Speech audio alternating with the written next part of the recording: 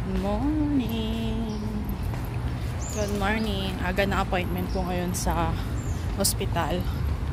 Punta tayo ng KKH kasi after siguro isang taon mahigit.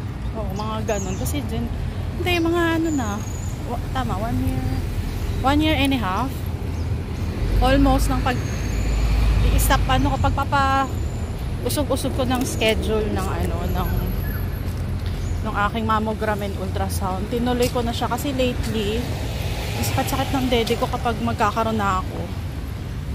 Tapos yung bukol, may bukol kasi ako before, ay yung dati diba, may bukol pa siyang natira. Tapos yung natirang bukol, feeling ko lumalaki pa. So sabi ko, ko na to, i-push ko na yung mammogram ko and ultrasound para magkaalaman na. Natatakot na papapraning na naman ako. So ayan, tinuloy ko na today. Punta muna tayo sa MRT. Kain tayo, almusal. Tapos na ako sa procedure, mamaya kwento ko. Almusal lang ako, kaya toast with Tessie. Mamaya tayo mag-usap. 오늘은 하늘이 아주 파래 나의 앞에 있는 네 모습. Di na pala ako nakapag-update. Noong pagkatapos kong i-mammogram, in-ultrasound ako. Tapos, ayan, kakauwi ko lang. Alas 3 na, ang lakas ng ulan sa labas. Naghintay pa kasi ako after nung mammogram, tsaka ng ultrasound. Pinagstay pa ako sa ospital ng almost 1 hour pa. Yung mga 1 hour, 15 minutes pa yata. Kasi sabi, checkin ng doktor yung images, lalo dun sa mammogram, kung okay naman yung mga image. Kung hindi na kailangang ulitin, uuwi na ako. Pero kung uulitin, kung hindi, uulitin yung mammogram. Ang sakit ng mammogram pala, sobra. Ayan. Pero mamaya na ako magkukwento on my first ever experience sa mammogram procedure. Ang grabe, ang payat-payat ko na. Ayan. Nakapag-shower na kasi ako. Nag-shower ako pagdating ko. Kakain muna kami. Nagtatanghalian, alas 3 na. Tapos, ayan, bumili lang ako nung kagabi kasi, kami, yung satay. Nagustuhan ko, so bumili naman ako ngayon pork satay. Yun yung ulam namin. Tapos nagluto si William ng egg. Tapos ano pa yung pinagbibili nila? Ayan. Ano yan? What's that? So, siya lang ang lunch mo, hash brown. Ayan. Tapos mamaya baka ma-edit ko na yung yung isa, yung grabe, yung dami ko nang i-edit. Vlog ako ng vlog, din mo na ako nag-i-edit. Ayan, basta mamaya i-continue ko yung yung editing. Sana hindi ako antokin. Na rin. Basta marami akong update later. After kumain, nakalimutan ko. Nagbablog nga pala ako. Kwento ko lang yung yung experience ko dun sa mammogram kanina. And it freaked me out. Yun. So, yung pala ng mammogram, alam ko iniipit siya, yung procedure, pero hindi ko in-expect na ganun siya kasakit. Or siguro nagkataon kasi na palapit na yung dumating yung period ko. Kasi ganun ako kapag medyo malapit na yung period.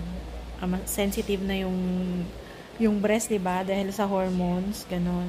So, sabi nung technician, and buti na lang pala, Pinay yung technician dun sa may mammogram machine. So, kahit pa paano, na-express ko talaga yung sarili ko. Kasi hirap mag-angal-angal lang nag-i-English ka, diba? Ayun. So, nung may pressure, siya. Parang meron siyang pressure, tawag nun. May number yung pressure niya. Nung pag-press, dapat 100 yung pressing. Ngayon, dito sa kaliwa ay sa kanan, yung walang bukol na masakit. O kasi nga 'di ba, medyo sensitive na yung dibdib kasi nga magkakaroon na ako. Pero ko siya, tiniis ko talaga. So, nakaya ko yung 100 pressure, ganyan. Tapos, nung dito na sa kanan, ay sa kaliwa, kung saan ako may bukol pa din, is, grabe, nasa 50 pa lang. Ang dami naming take, parang ipe-press niya, ganyan. Tapos, sasabi ko, saglit-saglit kasi ang sakit talaga, sobra. alam mo yung iniipit yung dede mo, o literal nga, di ba, na ipipress niya, parang, tignan ko kung mag-insert ako ng picture dito, kung paano ko siya explain, kung paano yung procedure, kasi parang nakatayo ka, tapos, ilalapag mo, or ipapatong mo yung breast mo dun sa machine, tapos, ipoposition ka nung technician kung paano. Ngayon, hindi pwedeng yung kung saan ka komportable, kasi, may ano siya, sabi no sa akin nung technician, buti nga Pinay, sabi niya, kailangan kasi makuha yung buong image. So, 4 na take yun. So, 4 na press, 2 each breast, isa patayo, tsaka isa pa side. So, yung isa, yung pagkuha niya is, pag ganyan yung press, yung isa naman, ang ipipress niya yung dalawang gilid. So, ganon. So, yung sa kanan, okay siya, natiis ko kahit papaano. Pero yung kaliwa talaga, girl, sobrang sakit. As in, nakatatlo, 4, 5 yata ako. Parang stop muna kasi parang sabi niya, ma'am, ano pa lang to, 50 pa lang to. 50 pa lang yan. So, double na yung ganyan. 50 pa nga lang, hindi ko na matiis yung sakit. Tapos, sabi niya, sige, sabi ko, hindi ba pwedeng 60 lang or 70? Sabi niya, ma'am, hindi pwede kasi kapag yun nga, sabi niya, kapag hindi maganda yung image na nakuha ng machine, is papaulit lang ng doktor. So, buti na lang, hindi nga pinaulit. Kaya, nagtagal din akong kakahintay nung sabihin na okay naman yung images na nakuha nung mammogram ko. So, pinauwi na ako after an hour or so, ganun. Tapos, talagang buti na lang sorry sorry din sa kanya yung technician, sorry din naman ako ng sorry sa kanya kasi sabi ko pasensya na, ang sakit talaga, hindi ko talaga matiis, di ba yung pain tolerance ko pa is sobrang baba, so konting lang nag-iinarte na yung katawan ko na nasasakta na siya agad. So sabi ko pasensya na, talaga mababa lang yung pain tolerance ko, plus yun nga, masakit din yung, sensitive na siya lalo na dun sa part na may bukol. And ito pa yung isang alarming. Nung pagpunta, di okay na kami. Kahit pa paano na kasi may 10 ayun, hindi ko pa pala nasabi na after pressing, i-hold mo yung breath mo for 10 seconds para makuha yung image. So imagine 10 seconds tapos yung computer pa nung technician, siyempre yung machine nasa iyo. Tapos lalakad ba siya siguro mga ilang steps para pumunta dun sa may computer para i-press yung pagkuha ng image. 'Di ba? Parang sabi niya, sige ma'am, hold mo lang 10 seconds lang. Okay, hold your breath. Grabe. So ako talaga pigil hininga kasi ang sakit talaga. Talagang pipigilin mo yung hininga mo for 10 seconds talaga.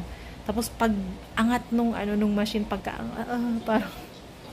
para kang nabuhayan, parang gano'n.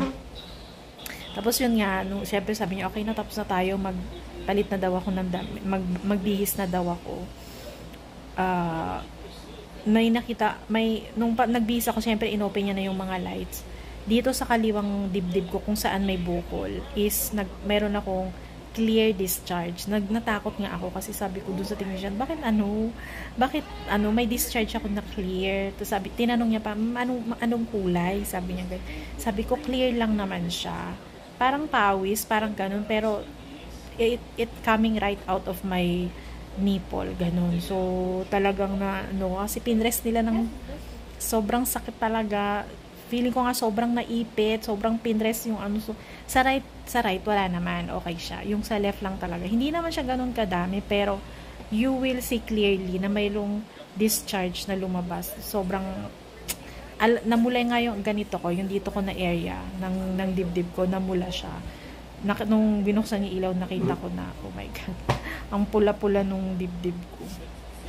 Basta kakaibang experience. Akala ko nga hindi masakit. Parang ultrasound lang, parang ganun. Parang ipipress nga siya, pero hindi ganun na in-expect mo na talaga mapipipi. As in, piping-pipi. So, sakit-sakit pa. Sabi ko nga, alam ko na magiging masakit kasi, sensitive nga yung schedule ko pa, parating na yung period ko. So, talagang sensitive na siya. Tapos, dito naman, hindi ko maipa-reschedule yung nung mammogram. Schedule ng mammogram kasi ang tight nung schedule nila dito. So, parang wala nang bakante na gusto ko sana mas maaga before my period or kakatapos pala ng period, ganun. Pero, wala yun talaga yung available. So, yun. After a week, babalik ako sa doktor ko. Next week ulit. Thursday yun. Para basahin niya na yung result nung ultrasound ko nung mammogram. Yun lang, wala yata ako masyadong vlog kasi nga sobrang sakit. After pa nung nung pag-press, kumikirot yung left side, yung may bukol. Hanggang ngayon nga actually, napifeel ko siya na medyo makirot-kirot. Yun. Kakaibang experience talaga. So, yun lang. Naghihintay na yung mga babalutin ko. Kanina nga, konti lang yung na-pick up ng Shopee tsaka ng TikTok kasi nga ang aga kong umalis, so wala na akong time magbalot sa umaga. So yung mga nabalot na yun is yung kagabi pa, kaya ngayon tambak na naman ako ng balutin. So yun lang, try ko ulit mag vlog tomorrow. See you guys on my next vlog. Thank you, bye.